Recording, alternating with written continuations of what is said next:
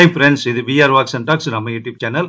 நம்ம சேனல்ல இருந்து நம்ம நிறைய கதைகள் கொடுத்துருக்கோம். குடும்ப கதைகள், லவ் ஸ்டோரிஸ், கிரைம் ஸ்டோரிஸ், நாவல்கள் எல்லாம் வந்துட்டு இருக்கு. அது எல்லாமே நீங்க கேட்கணும் அப்படின்னா சப்ஸ்கிரைப் பண்ணிடுங்க.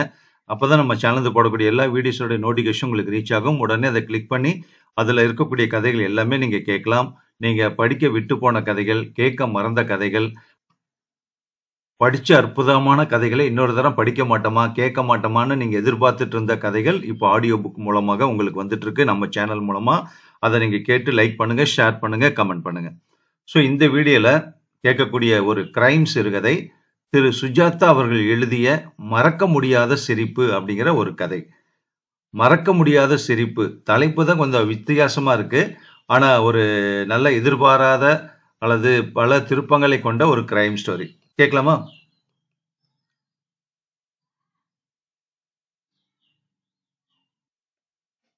சுஜாதாவின் மறக்க முடியாத சிரிப்பு சிறுகதை. சேகர் என்கிற பெயரிலோ அவன் தோற்றத்திலோ 2 கொலை, ஒரு கொலை முயற்சி செய்தவன் என்று எந்தவித குறிப்பும் இல்லை. அவனை பார்த்தால் காப்பாற்ற வேண்டும் போல் இருக்கும். பார்த்தவர் உள்ளத்தில் லேசான பரிதாப உணர்ச்சியை எழுப்புவான். நடுத்தர உயரம், வலுவில்லாத புஜங்கள், கண்களில் அடிபட்ட தயக்கம், சிகரெட் குடித்து கருப்பான உதடுகள்.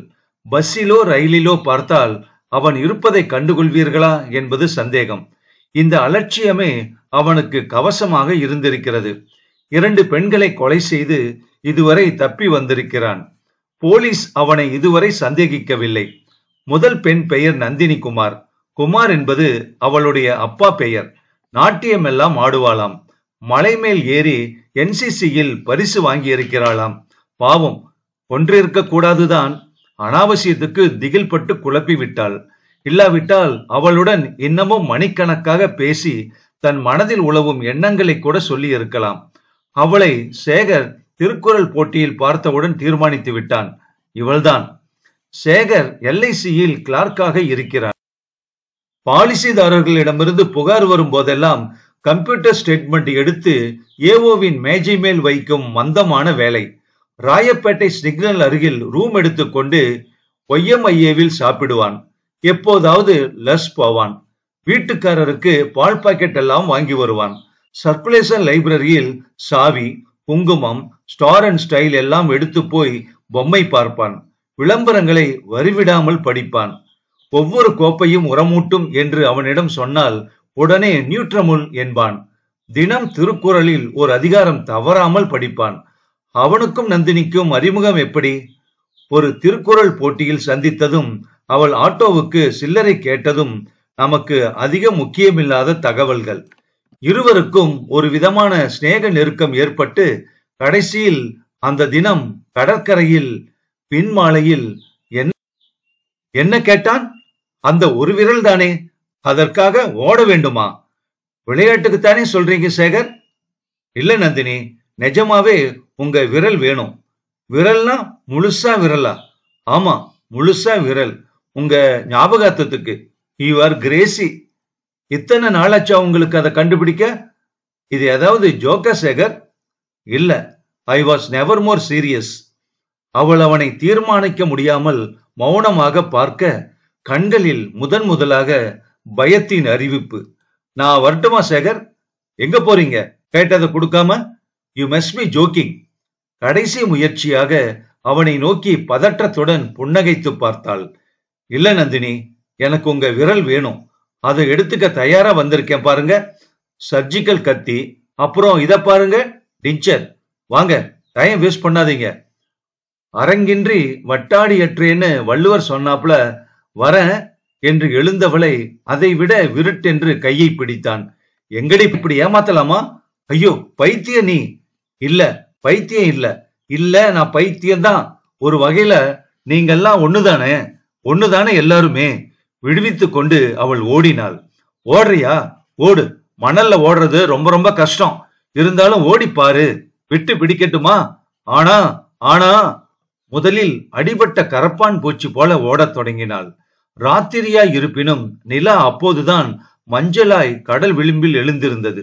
தூரத்தில் கப்பல் விளக்குகள் கும்பல்களை தெரிய துரத்துவது சேகருக்கு ரொம்ப சுவாரஸ்யமாக இருந்தது. அவளை தொட்டதில்லை, பட்டதில்லை. முதன் முதல் அவள் கையை பற்றியதும் மின்சாரம் ஏதும் உணரவில்லை.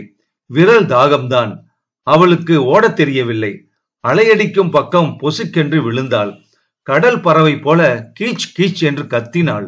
முதல் வெட்டு கழுத்தின் குறுக்கே விழுந்து நில ஒளியில் ரத்தம் குபுக்கென்று கருநீளமாக வந்தது. உடனே மண் சத்தத்தை உறிஞ்சிக் கொள்ள மிச்சத்தை அலைகள் நக்கின. எத்தனை தடவை சொன்ன, பேசாம விரல கொடுத்திருக்கலாமே. ஒரு விரல் இல்லைன்னா இப்ப என்ன? அனாவசியத்துக்கு உசுறு விட்டுட்டியே, நியாயமா? இது என்னோட தப்பா? சொல்லு. அவள் அருகில் குனிந்து அவள் இடது கையின் சுண்டு விரலை வெட்டி கொண்டு அதை கைக்குட்டையில் சீராக மடித்து பையில் போட்டுக்கொண்டு அவள் உதட்டில் முத்தமிட்ட போது கடல் காற்றில் உப்பு கரித்தது. அவள் அருகே 1 என்று எழுதி சுழி போட்டான். மெல்ல விசிலடித்து கொண்டு நடந்த அவன் உள்ளத்தில் அந்த பிம்பம் குறுக்கிட்டது. பள்ளிக்கூடத்தில் இருந்து திரும்பி வந்தபோது, அம்மா என்ன டிஃபன்? பசிக்குதுமா? என்னம்மா டிஃபன் இப்போ? கதவை திறந்ததும் காலை பார்க்கிறான். போன வாரம் புதுசாக பொருத்திய மின்விசிறியில் இருந்து தொங்கிய கயிறு அதன் முடிவில் அபத்தமாக தலை சாய்த்து கொண்டு அவன் தந்தை. கையில் கடிதம் லேசாக ஆட, அம்மா அம்மா அம்மா நீ எங்க? கதவிடுக்கில் ரத்தம் தப்பித்துக் கொண்டு சின்ன ஓடையாக சேர்ந்து கொள்ள விரல்கள் மட்டும், அம்மாவின் 4 விரல்கள் மட்டும். கடற்கரையில் நடந்து செல்லும் போது அவன் கன்னத்தில் கண்ணீர் உலர்ந்திருந்தது. காலை செய்தித்தாளை வீட்டுக்காரர் கொண்டு வந்து காட்டினார். ஆபீஸில் சம்பவத்தை தீவிரமாக விவாதித்துக் கொண்டிருந்தார்கள். உமா மகேஸ்வரி தான் காரசாரமாக பேசினாள். என்ன ஒரு சொசைட்டி பாருங்க சேகர், ஒரு பொண்ணுக்கு ப்ரொடக்ஷன்ங்கிறதே இல்ல பாத்தீங்களா? அவ ஏன் அந்த வேலையில சமுத்திரக்கரைக்கு போகணும்? இப்ப பட்ட பகல்லையே அடிச்சிடறாங்களாம் என்றார் சர்மா. ரேப் பண்ணிட்டானாமா? எப்படி பண்ணிட்டானான்னு கேக்குறீங்க? பெண்ணாவும் இருக்கலாம் இல்லையா? சேச்ச, பொம்பளை இந்த மாதிரி எல்லாம் பாவங்கள் பண்ண மாட்டாப்பா. உங்களுக்கு தெரியாது சர்மா சார். ரேப் இல்ல, திருட்டு இல்ல, சும்மா ஒரு கோடு, ஒரு சுழி, ஒரு விரல். பாடி எங்க இருக்கும் என்று கேட்டாள் உமா. மார்ச்சுவரியில இருந்து எடுத்திருப்பா பாடிய. யாரா அது? சேகர், அப்செட் ஆயிட்டீங்க போல இருக்கே என்றாள் உமா அவனை பார்த்து. இல்ல உமா, பெண்கள் வேலைக்கு போறதுல எத்தனை ரிஸ்க் இருக்கு பாருங்க. இப்ப என்ன சொல்றீங்க? பெண்கள் வேலைக்கு போக கூடாதுங்கிறீங்களா? ஆமா, வீட்டிலேயே இருந்திருந்தா சந்தேகம் வந்திருக்காது இல்லையா? இந்த பொண்ணுக்கு நிறைய பாய் ஃப்ரெண்ட்ஸா, அவங்களையெல்லாம் விசாரிக்க போறாங்களாம். போலீஸ்ல கண்டுபிடிச்சிருவாங்களா? கண்டுபிடிக்கணும் சேகர். எனக்கு ஆபீஸ் விட்டு தனியா போறதுக்கு பயமா இருக்கு. ஒரு வாரத்துக்கு எனக்கு துணையா வருவீங்களா? தாராளமா உமா. எங்க இருக்கு உங்க வீடு? பழைய மாம்பழத்துல அயோத்திய மண்டபம் இருக்கு பாருங்க, அதுக்கு பக்கத்துல புதுசா ஒரு காலனி வந்திருக்கு. தினம் ஆபீஸ் விட்டதும் உமாவுடன் நடந்து பஸ் நிலையம் சென்று ஜே பஸ் பிடித்து மாம்பழத்தில் இறங்கிக் கொண்டு பாலத்தை குறுக்கு வழியில் கடந்து, இந்த ஒரு ஸ்ட்ரெச் தான் பயமா இருக்கு சேகர். இல்ல பயப்படாதீங்க உமா, நான் இருக்கேன்ல. சேகர், நீங்க கல்யாணத்தை பத்தி யோசிக்கலையா? இல்ல. எங்க அம்மா சொல்றா, இவ்வளவு ஒத்தாசையா அன்பா இருக்காரே, அவருக்கு நாம ஏதாவது திருப்பி கைமாறு மாதிரி அவருக்கு வேண்டாமாங்கிறா. என்ன கைமாறு? அக்கா கூட LICல தான் மவுண்ட் ரோடு ஆபீஸ்ல வேலை பாக்குறா. நீங்க அவளை பார்த்து பேசி பிடிச்சு போச்சுன்னா கை வேலையெல்லாம் செய்வா, ரோசா போடுவா, 40 பேருக்கு கூட சமைப்பா. உமா, நான் கல்யாணத்தை பத்தி யோசிக்கவே இல்லை. நான் கல்யாணம் பண்ணிக்கிற டைப் இல்ல. அப்படி ஏதாவது இருக்கா? யாராவது தங்க அக்கா கல்யாணத்துக்கு இருக்காளா? இல்ல ஏதாவது கமிட்மெண்டா? இல்ல உமா, நான் தனி ஆசாமி, ரொம்ப தனி. கமிட்மெண்ட்னு பார்த்தா இன்னும் 1-2 காரியம் பாக்கி இருக்கு. உங்க அப்பா அம்மாவெல்லாம் எங்க? செத்து போயிட்டாங்க ஒரே நாள்ல. ஓ, ஐ எம் சாரி. எப்படி ஆச்சு? நான் அத பத்தி சொல்ல விரும்பல. சாரி. அடுத்த விரலுக்கு தாகம் புதன்கிழமையில் இருந்தே அவன் மண்டைக்குள் துருதுருக்க ஆரம்பித்திருந்தது. ஒரு வாரத்திற்கு பின் உமா, சேகர் ரொம்ப தேங்க்ஸ், நீங்க தினமும் துணையா வந்தீங்க, இனிமே வேண்டாம். இல்ல, எனக்கு ஒன்னும் சிரமம் இல்ல உமா. இல்ல சேகர், எனக்கு வேற ஆள் வந்தாச்சு. அப்படியா? உமா, ஒரே ஒரு ஹெல்ப் பண்ண முடியுமா? சொல்லுங்க சேகர். எனக்கு ஒரு பொருள் வேணும். அதுக்கு என்ன? என்ன பொருள்? உங்ககிட்ட இருக்கிறது, உங்களால கொடுக்க கூடியது. கொடுக்கறேன். என்னன்னு சொல்லுங்க சேகர். பீச்சுக்கு போகலாம் வர்றீங்களா? இப்பெல்லாம் பீச் சேஃப் தான். போலீஸ் பெட்ரோல் இருக்கான். அதுக்கு என்ன? நீங்க கூட இருக்கிறப்ப எனக்கு என்ன பயம் சேகர்? அலைகளுக்கு அருகில் ஈரம் படாமல் உட்கார்ந்தார்கள். அக்காவை பத்தி சொல்லட்டுமா சேகர்? வேண்டாம் உமா, எனக்கு கொடுக்க வேண்டியதை கொடுத்துருங்க. ஏதாவது லவ் கிவ்னு ஆரம்பிக்க போறீங்களா சேகர்? கொஞ்சம் லேட்டு. எனக்கு ஒரு பாய் ஃப்ரெண்ட் இருக்கான். இல்ல உமா, எனக்கு ஒரே ஒரு பொருள் தான் வேணும் உங்ககிட்ட இருந்து. என்ன? விரல். அதுக்கு என்ன? என்ன விரலா? ஆமா உமா, விரல். அவகிட்டையும் கேட்டேன், கொடுக்க மாட்டேன்னுட்டா. கொடுத்திருந்தா உயிர் பொழைச்சிருப்பா. அவளை கொண்டு இருக்கவே வேண்டாம். எவள என்றால் நடுங்கும் குரலுடன். உமா, எனக்கு தேவையெல்லாம் உங்ககிட்ட இருந்து ஒரே ஒரு விரல். கொடுத்துட்டா உபத்திரவமே கிடையாது. என்ன சொல்றீங்க சேகர் என்றாள் உமா பதற்றத்துடன். குரல் விகாரப்பட ஆரம்பித்தது. எழுந்தாள். உட்காருங்க. விரல் இல்லாம நான் திரும்பி போறதில்ல. சேகர், உங்களுக்கு உடம்பு சரியில்லையே என்ன? சேகர், சொல்லுங்க சேகர். உமா, கொடுத்துருங்க நான் கேட்டத. அவன் கைப்பிடி வலுவாக இருந்தது. சர்ஜிக்கல் கத்தி வச்சிருக்கேன், டிஞ்சர் வச்சிருக்கேன். ஐயோ, பயமா இருக்கு சேகர் எனக்கு. என்ன ஒன்னும் செஞ்சிடாதீங்க. வீடு கட்டுறதுக்கு ரொம்ப லோன் எடுத்திருக்கேன். நான் என் அக்கா சம்பாத்தியத்துலதான் குடும்பமே நடக்கிறது. 5 சிஸ்டர்ஸ் நாங்க என்று பதறினாள். விரல தர்றீங்களா?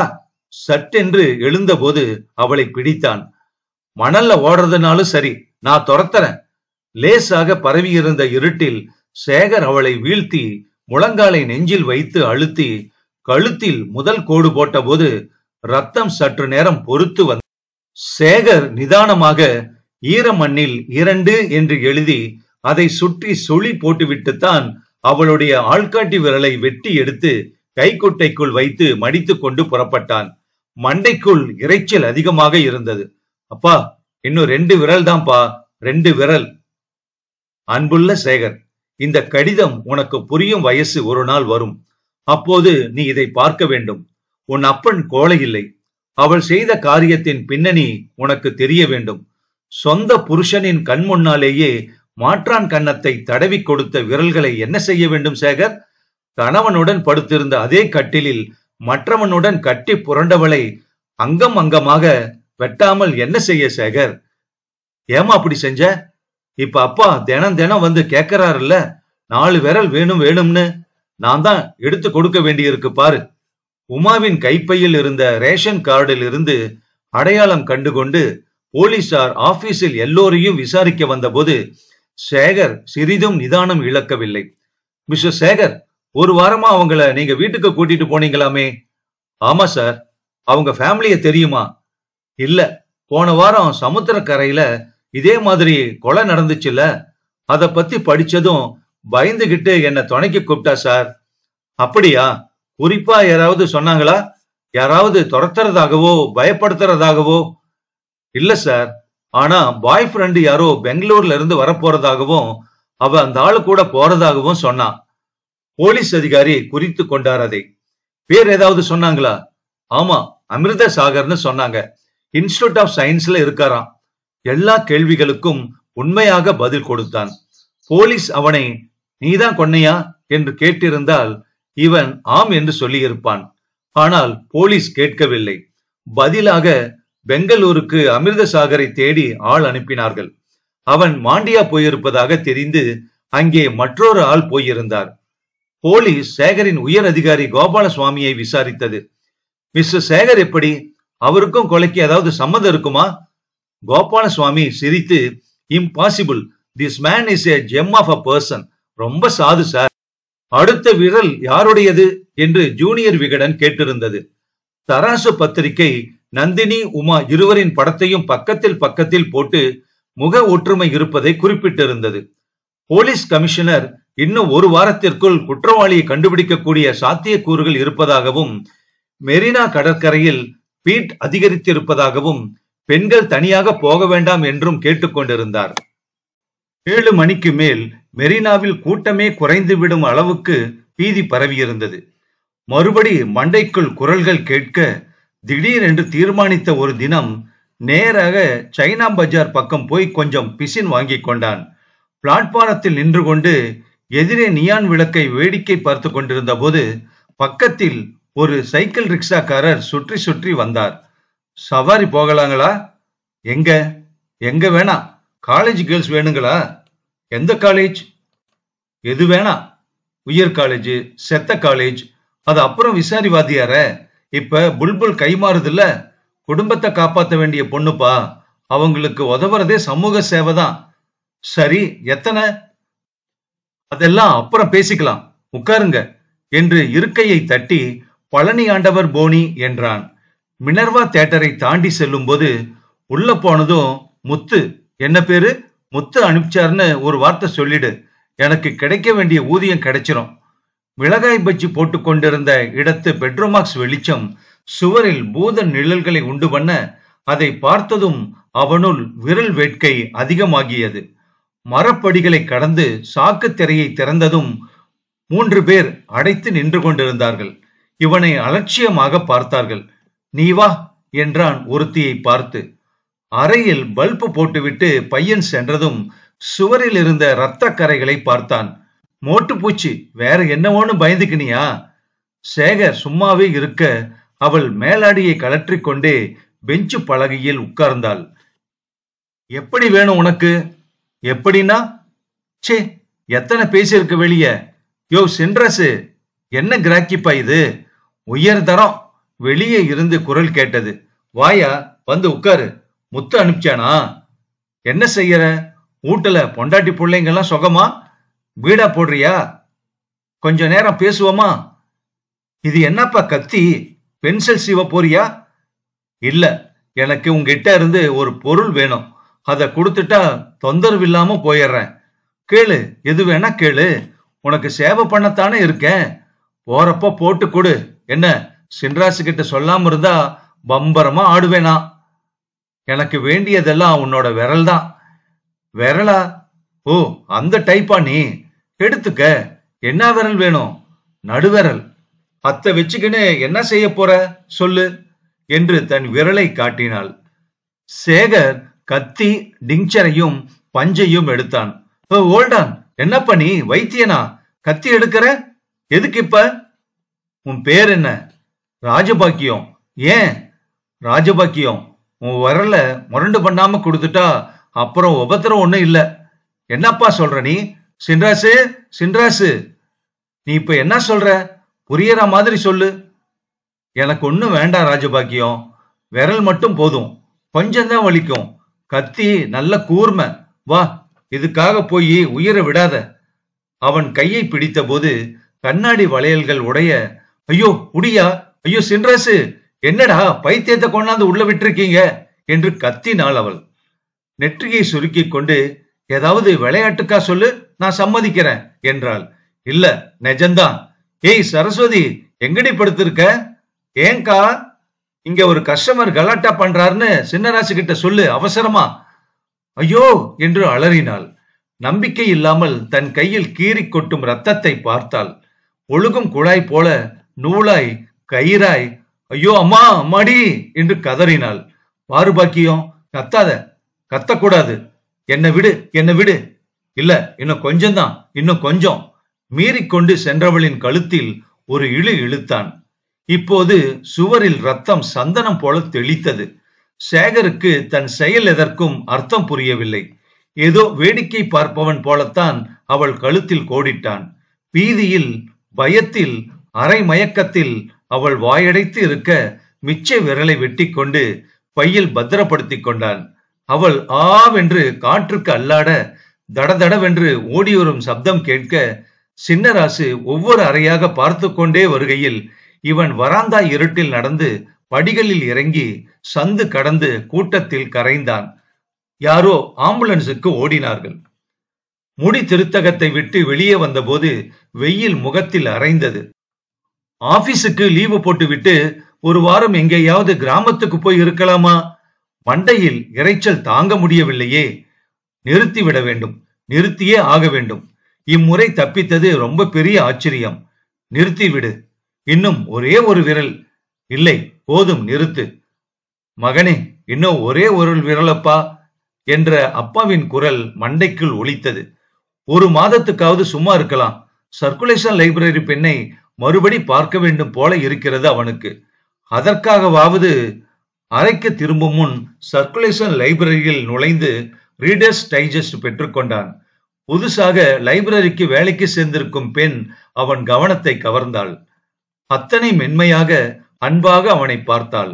கண்களில் இருந்த அறியாமை, லைப்ரரியின் கார்டுகளை நாசூக்காக நிரடின விரல்கள்.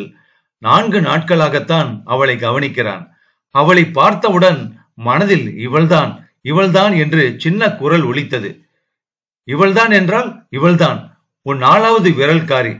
சேச்ச, இல்லை இல்லை, இவள்தான் என் எதிர்கால மனைவி. ஒரு விரல் தானே? சேச்ச, இல்லை, இவளிடம் அது இல்லை.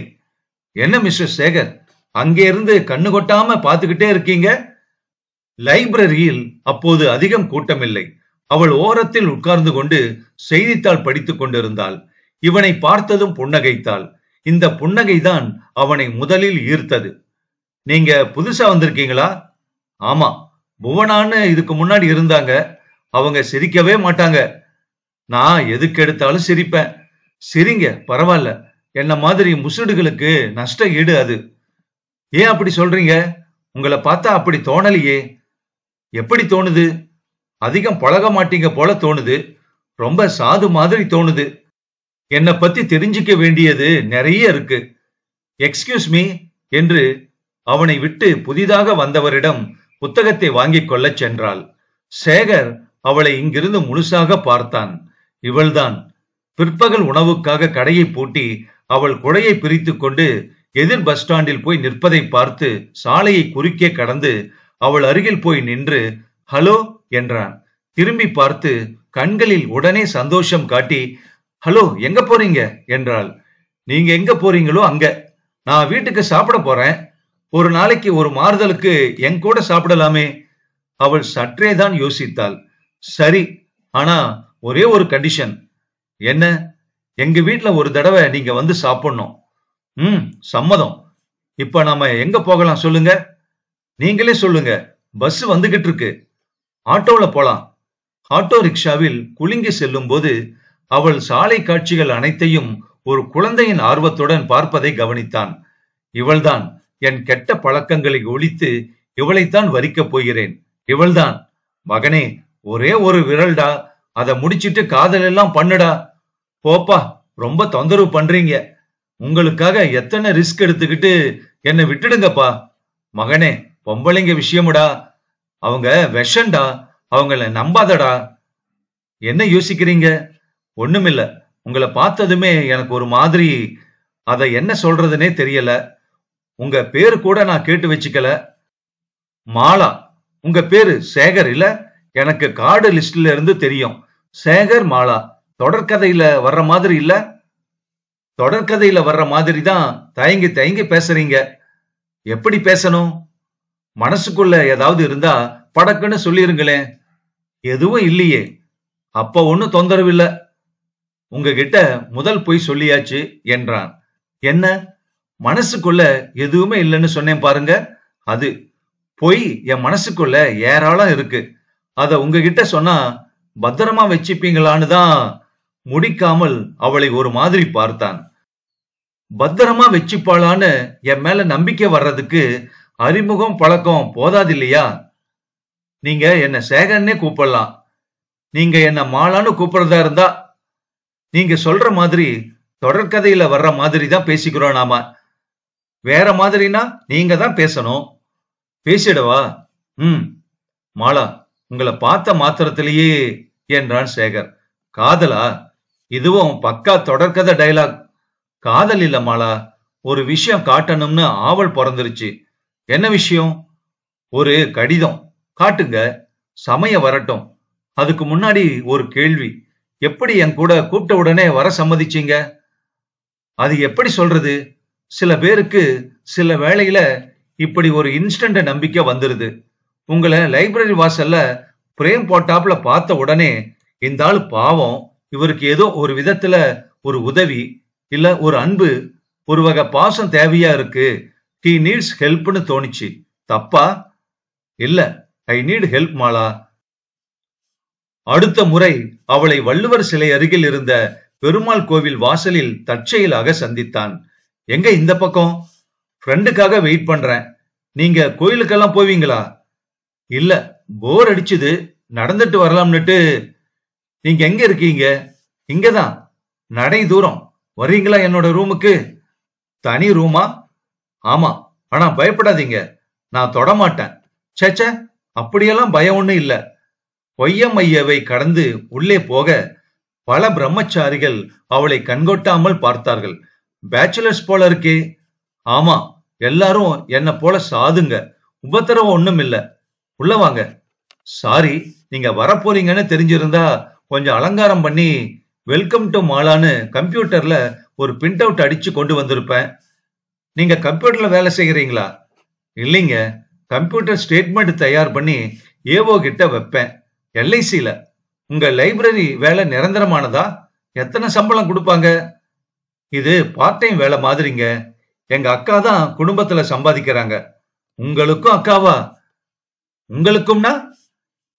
எனக்கு தெரிஞ்ச பொண்ணு ஒருத்தி உமான்னு பேரு. அவங்க கூட பழக போக அவங்க அக்காவை கல்யாணம் கட்டி வைக்க பார்த்தாங்க. என்ன சேகர், பேப்பர் எல்லாம் இப்படி இறஞ்சி கிடக்குது? நீங்க பெருக்காதீங்க, பொண்ணு வரும். உட்காருங்க. மோர் கொண்டு வர சொல்லட்டுமா? இல்ல வேண்டாங்க, நான் போறேன். என்ன அவசரம்? வீட்டுல லேட்டா போனா கவலைப்படுவாங்க. மாலா, எனக்கு முதலா சொல்ல வேண்டியத சந்தர்ப்பம் கிடைக்கிறதால சொல்லிடுறேன். உங்களை எனக்கு ரொம்ப பிடிச்சிருக்கு, இத சொல்லிட்டீங்க. மாலா, நான் ஒரு கடிதத்தை உங்ககிட்ட காமிக்க போறேன். யாருகிட்டையும் சொல்லக்கூடாது, பேரண்ட்ஸ் கிட்ட கூட. சரி, காட்டுங்க. நம்பலாமா உங்களை? நம்புங்க. எனக்கு கொஞ்சம் முரட்ட சுபாவம். யாராவது நம்பிக்கை துரோகம் செஞ்சாக்க கோபம் வந்து கையில கண்டதை எடுத்து அலமாரியில் பேப்பருக்கு இடையில் ஒளித்து வைத்திருந்த அந்த கடிதத்தை எடுத்து காட்டி, இத படிங்க என்றான். மாலா அதை ஜன்னல் வெளிச்சத்தில் படிக்க அவளையே உற்று பார்த்து கொண்டிருந்தான் அவன். அன்புள்ள சேகர், இந்த கடிதம் உனக்கு புரியும் வயசு ஒரு நாள் வரும். அப்போது நீ இதை பார்க்க வேண்டும். கடிதத்தை படித்து முடித்தவள் அவனை பரிதாபத்துடன் நிமிர்ந்து பார்த்து, உங்க அப்பாவா? ஆமா. இறந்துட்டாரா? தற்கொலை பண்ணிக்கிட்டாரு. நான் பார்த்தேன் அத. எனக்கு அப்ப 9 வயசு மாலா. பள்ளிக்கூடத்திலிருந்து திரும்பி வரேன், கையில டிஃபன் பாக்ஸ். அம்மா அம்மான்னு கூப்பிட்டுக்கிட்டே உள்ள வரேன். ஃபேன்ல தொங்குது அப்பாவோட பாடி. அதை விட பெரிய ஷாக் இருக்க முடியுமான்னா அடுத்த அறையில நான் பார்த்ததுதான். எங்க அம்மா கிடக்கிறா. அவளை இவரு முதல்ல 4 நிறுத்தி விட்டு அவளை பார்த்தான். சொல்லாதீங்க, 4 விரலை வெட்டி போட்டிருக்காரு, கழுத்துல அப்புறம் வெட்டி இருக்காரு. ஓ மை காட், ஐயோ சொல்லாதீங்க, பயமா இருக்கு எனக்கு. இப்படிப்பட்ட அனுபவம் ஒரு சின்ன பையன் மனச எப்படி பாதிச்சிருக்கும் சொல்லுங்க பார்க்கலாம். கேட்கவே நடுக்கமா இருக்கு Sekar. I am very sorry. நான் என்ன சொல்ல முடியும்? நடந்ததை மறந்துருங்க, அவ்வளவுதான். மறக்க முடியுமா? மறக்க முடியுமா? சொல்லுங்க மாலா. என்ன பண்ண முடியும் சொல்லுங்க சேகர். மறக்கிறத தவிர ஞாபகம் வச்சுக்கலாம்ல, இல்ல பழி வாங்கலாம். இல்ல என்ன சொல்றீங்க? புரியல. யார பழி வாங்கிறது? நான் சமயம் வர்றப்போ சொல்றேன் மாலா. சரிங்க, என்ன பொறுத்த வரையில யூ ஆர் மை ஃப்ரெண்ட். என்ன உதவி தேவைன்னாலும் தயங்காம என்கிட்ட கேளுங்க. ஃப்ரெண்டு மட்டும்தானா மாலா? இப்போதைக்கு அப்படி வச்சுக்கலாமே என்று சிரித்துவிட்டு கடிதத்தை அவனிடம் கொடுத்து விட்டு சென்றாள். மாலாவுக்காக அவன் அடுத்த வாரம் புதுசாக சட்டை வாங்கி கொண்டான். வீட்டிலேயே தினம் ஷேவ் செய்து கொள்ள ஆரம்பித்தான். அன்புள்ள மாலாவுக்கு என்று தினம் கடிதம் எழுத தொடங்கி கொஞ்ச நேரத்தில் அப்பாவின் தற்கொலை கடிதத்தின் வாசகங்கள் வந்து குழப்பியதால் கடிதம் எழுதும் யோசனையை துறந்து விட்டான். அடிக்கடி அப்பாதான் போட்டு உருட்டி கொண்டிருந்தார். மகனே, பொம்பளைங்களை நம்பாதரா, காலை வாரி விட்டுடுவாளுக. ஒரு பொம்பளைய நம்பித்தான் நான் இப்படி பேயா உலாத்தறேன். உன்னுடைய கடமையை செய்யடா மகனே. இன்னும் ஒரு விரல் பாக்கி இருக்குதுல்ல, அதை முடிச்சிட்டு என்ன வேணா காதல் பண்ணிக்க. இல்லப்பா, இந்த பொண்ணு தங்கம்பா. எல்லா பொண்ணுங்களும் முதல்ல 3 நாளைக்கு தங்கம்டா, அப்புறம் பித்தளை, அலுமினியம், அப்புறம் மண்ணு, அப்புறம் மலம். நீங்க போங்க இப்ப, அப்புறம் வாங்க என்று காதை பொத்திக் கொண்டு தலையை சிலித்து கொண்டான். லஷ் முனையில் மறுபடி மாலாவை பார்த்தபோதுதான் அவனுக்கு சமாதானம் ஆயிற்று. 3 நாட்களாக அவளை பார்க்காமல் இருந்தது சங்கடமாக இருந்தது அவனுக்கு. சாலையை கடந்து அவள் பின்னால் போய் ஹலோ என்று கூப்பிடும் முன் பிரேக் போட்டார் போல நின்றான். மாலாவை மற்றொருவன் தொட்டு அணைத்து அழைத்து சென்று கை தாங்கலாக ஒரு காரில் உட்கார வைப்பதை பார்த்தான். காரை கிளப்புவதற்கு முன் மாலாவும் அவனும் ஒருவரை ஒருவர் கண் கொட்டாமல் பார்த்து கொண்டு பேசிக்கொண்டிருக்க அவள் அவன் தலையை கலைக்க, அவன் சட்டென அவள் கன்னத்தில் முத்தமிட முயற்சிக்க, அவள் பின்னால் சாய்ந்து கார் சாவியை எடுத்து முகத்தின் இடையில் காட்டினாள். அத்தனையையும் பார்த்து கொண்டிருந்தான் அவன். சொன்னேனே இல்லையா, அவங்க எல்லோருமே அப்படித்தாண்டா, இவளை என்ன பண்ணுவே நீ? இல்லப்பா, யாராவது அண்ணன் சித்தப்பா புள்ளன்னு இருக்கலாம்ல. சரியா பாத்தியடா, அண்ணன்னா அப்படி காதல் விளையாட்டெல்லாம் பண்ணுவாங்களா? விரல கவனிச்சியா? எப்படி தடவி கொடுத்தா பாரு. இதே தாண்டா உங்க அம்மாளும். கேட்டறேன்பா, அவ இனிமே வரமாட்டா, அவ்வளவுதான். உன்னை தண்ணி தெளிச்சிட்டா. எத்தனை பேர் தொட்ட உடம்போ, எத்தனை பேர். ஆரம்பிக்காதீங்கப்பா. இல்லடா, நீயே யோசிச்சு பாரு. அடுத்த விரல் எப்ப? அடுத்த விரல் எப்ப? சொல்லு. அடுத்த விரல், அடுத்த விரல். இந்த மாலகிட்டையே எடுத்துறேன்பா என்றான் அவன். அவனுக்கு மூச்சு வாங்கியது. பின்னால் பஸ் பாம் பாம் என்று அலறி டேய் சாவுகிராக்கி என்று அதட்ட ஒதுங்கிக் கொண்டான். மாலாவை மறுதினத்துக்கு மறுதினம் லைப்ரரியில் தான் பார்த்தான். வெளியே வந்து குறுக்கே கடந்து பஸ் நிலையத்துக்கு போனவளை மெல்ல அணுகினான். ஹலோ, என்ன 2 நாளா ஆளையே காணோம் என்று கேட்டாள். இவன் சிரித்தான். எங்க வீட்டுக்கு எப்ப சாப்பிட வருவீங்க என்றாள். பார்க்கலாம். சேகர், ஏன் ஒரு மாதிரி இருக்கீங்க? ஒண்ணுமில்லையே. ஏதாவது மனசுக்குள்ள வச்சிருக்கீங்களா? சொல்லிடுங்க. மாலா, நான் உங்ககிட்ட பேசணுமே. அதுக்கு என்ன, இப்பவே உங்க ரூமுக்கு வரவா? இப்பவா? அவன் கைகள் துருதுருக்க ஆரம்பித்தன. கத்தியை எங்கே வைத்திருக்கிறேன்? அலமாரிகள் தான் இருக்க வேண்டும். கழுவினேனா? அந்த விரல்கள். மாலா தன் விரல்களால் தலைமயிரை கோதிக்கொண்டாள். வாங்க. ஏங்க, உங்க விரல் ரொம்ப அழகா இருக்கு. 1/2 மணிதான் என்னால் இருக்க முடியும். அங்க ஒருத்தரை நான் சந்திக்க போகணும். போதும், 1/2 மணி நேரம் போதும். மாடி ஏறி அறைக்குள் நுழைந்ததும், ரூம் இப்படி அதிக குப்பையா இருக்கு, நியூஸ் பேப்பர் படிக்கிறதே இல்லையா நீங்க என்று கேட்டாள் மாலா. நாளைக்கு நான் படிப்பேன் என்று அவன் சொன்னான். அவள் மெலிதான கழுத்தில் பச்சை நரம்பு ஓடுவது தெரிந்தது. இந்த முறை மாறுதலுக்கு இதயத்தை கீறி பார்க்கலாமா? விட்டத்தில் அடிக்கும் ரத்தம். என்ன மேல பாக்குறீங்க? கைக்கு அகப்பட்ட காகிதங்களை அடுக்கி வைத்தாள். ஆமா, இது என்ன? அந்த மஞ்சள் நிற பையை எடுக்கும் போது அதில் ரத்தம் தீற்றி இருந்தது. என்னது இது என்பதற்குள் அதை பிடுங்கிக் கொள்ள அவன் முயற்சி செய்த போது அது நழுவி கீழே விழ 3 விரல்கள் அதில் இருந்து சிதறின. அவள் அதில் ஒன்றை கையால் எடுத்தவள் பதறிப்போய் கீழே போட்டாள். ஏறக்குறைய கருப்பாக அல்லது கரு நீளமாக, சற்றே பெருத்து போய் விரல் போலவே இல்லாமல், ஏதோ மாமிச துண்டு போல கூட இல்லாமல், ரத்தம் உறைந்து ஒன்றிலிருந்து எலும்பு பிதுங்கிக் கொண்டிருக்க மாலாவின் கண்களில் பயம் பரவ, மை காட், சேகர், சேகர், என்ன இது? என்ன இது? சொல்லுங்க. என்னவோ வெட்டினாப்ல இருக்கே. விரல், அது விரல் மாலா. 3 விரல்கள். 4வது விரல் பாக்கி. அததான் தரப்போறேன். நீ சுத்தமா எடுத்துடலாம். சம்மதிச்சா சரி, சம்மதிக்காட்டாதான் உயிரை இழக்க வேண்டி வரும். அவன் குரல் கரகரத்தது. என்னை விட்டுடுங்க, நான் போறேன். என்னவோ என்னவோ பைத்திய மாதிரி பேசுறீங்க என்று பதறினாள். கட்டிலுக்கும் மூளைக்கும் இடையில் மாட்டிக்கொண்டிருந்தாள். இந்த பக்கம் அந்த பக்கம் நகர முடியாதபடி அவளை மடக்கி இருந்தான் சேகர். சேகர், நான் போறேன். இல்ல, நீ போக முடியாது. விரல் தியாகம் பண்ணிட்டு தான் போகணும். பிளீஸ் சேகர், விளையாடாதீங்க. விளையாட்டே இல்ல மாலா, இது விளையாட்டே இல்ல, தீவிரமான ஒரு இச்சை. மாலா, நீங்களே சொல்லுங்க. அப்பா ஆவியா உலாத்துறாரு. அவர் ஆத்மா சாந்தி அடைய 4 விரலை கேட்கிறாரு. கொடுத்தாதான் போவாரு. இல்லன்னா என் தலை மேல தொங்கிக்கிட்டு மண்டைக்குள்ள கூவறார். இறைச்சல் தாங்கல. வாங்க மாலா. இப்போது அவசரமாக கட்டிலை குறுக்கே கடந்து தன் கைப்பையை சேகரித்துக் கொண்டாள் அவள். சேகர் அவள் கையை பிடித்தான். விடுங்க, நீங்க சுத்த பைத்தியம். பேப்பர்ல வந்ததே, அந்த பொண்ணுங்களை எல்லாம் கொன்னது நீங்க தானா? ஆமா மாலா, கொல்லவே விருப்பம் இல்லை எனக்கு. அவங்க விரல தராம முரண்டு பண்ணுனாங்க. அதனாலதான் கொல்ல வேண்டி வந்தது மாலா. உன்னை நான் மன்னிக்கிறேன். கார்ல ஒரு ஆண் பிள்ளையோடு பார்த்ததையும் நான் மன்னிக்கிறேன் மாலா. எனக்கு ஒரு விரல் மட்டும் வெட்டி கொடுத்துரு. கார்ல பார்த்தது என்னோட கணவர் சேகர். சேகர் அலமாரியில் இருந்து அந்த பளபளக்கும் கத்தியை எடுத்து அதை அசைத்து கொண்டே, கணவன்னா முன்னாலேயே சொல்லணும்ல. நீங்க கேட்கலையே சேகர். கேட்கணுமா? ஏண்டி, கட்டண புருஷனை விட்டுட்டு என் கூட சரசமாட வந்தியா? உன்ன மாதிரி ஆளுங்களைத்தான் தீக்கணும்னு எங்க அப்பா அடிக்கடி சொல்லிக்கிட்டு இருக்காரு. Sekar, you are mad, you need treatment. பைத்தியம் உனக்கு.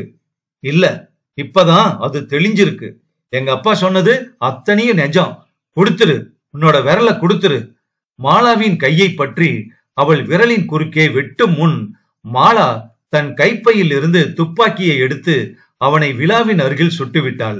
பிரமிப்பு தாங்காமல் வாயை திறந்து அப்படியே தள்ளாடி விழுமுன் சேகர் அவளை பார்த்து, சுட்டியா என்ன என்று கேட்டான்.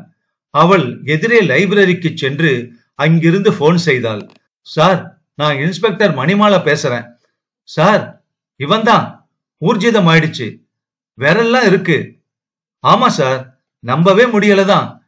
என்ன தாக்க வரச்ச தற்காப்புக்காக சுட வேண்டி வந்தது. இல்ல சார், விழாவுல கிராஷ் பண்ணி இருக்குது குண்டு. உடனே ஆம்புலன்ஸுக்கு சொல்லிடுங்க. நான் இங்க வெயிட் பண்றேன் சார். லைப்ரரியில வேலைக்கு சேர்ந்த மாதிரி நடிச்சு நம்பிக்கை ஏற்படுத்திக்கிட்டேன் சார். Thank you sir. எல்லாம் நீங்க கொடுத்த பயிற்சி தான். சுஜாதா அவர்கள் எழுதிய மறக்க முடியாத சிரிப்பு சிறுகதை முற்றும். இந்த கதை 1988 வெளிவந்தது.